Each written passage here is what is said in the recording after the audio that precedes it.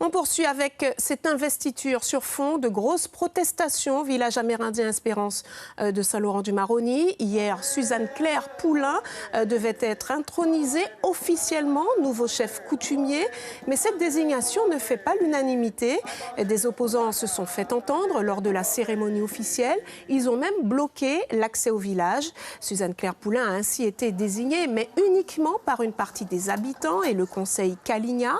L'opposition vient de quelques familles et de l'actuel chef, Macintosh Marinus, qui n'est autre que le propre père de Suzanne Claire Poulain. Une affaire plutôt complexe.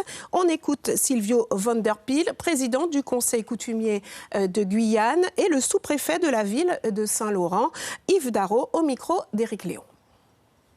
Je pense qu'il faut beaucoup de discussions puisqu'il y a beaucoup d'incompréhension. Une partie du village pense qu'il y a eu des désignations qui se sont faites sans leur accord.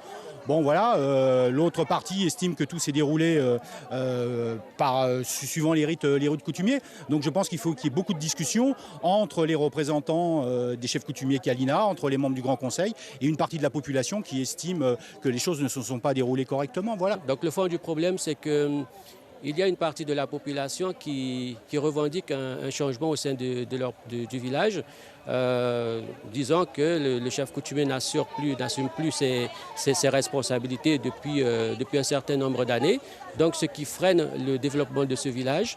Et il y a une partie qui se dit légitime.